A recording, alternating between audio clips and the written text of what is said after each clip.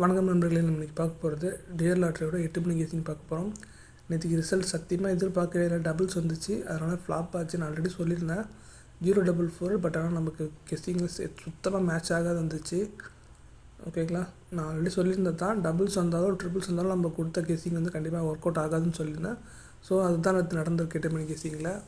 Okay, நாளைக்கான guessing பார்க்கலாம். All போர்டில் நமக்கு 7, அதுக்கப்புறம் 4 கிடச்சிருக்கு.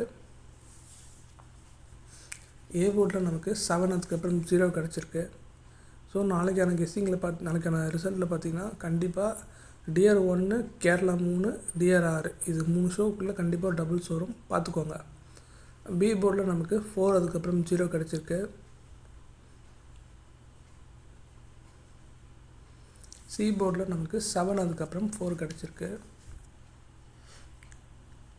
மறுபடியும் சொல்கிறேன், நாளைக்கு கேரளா 3 மணி, டிஆர் 1, அதுக்கப்புறம் டிஆர் 6 இதில் கண்டிப்பாக டபுள்ஸ் ஒன்று இதுக்கு வர சான்சஸ் இருக்குது, பார்த்துக்கோங்க. ஏபிபிசிஏசியில் பார்த்திங்கன்னா நமக்கு 3113 6886 3773 தான் நமக்கு ஏபிபிசிஏசியில் கிடச்சிருக்கு. அதுக்கப்புறம் ஏபிசி போர்ட் பாக்ஸு 158269, அதுக்கப்புறம் 360 இதான் கிடச்சிருக்கு.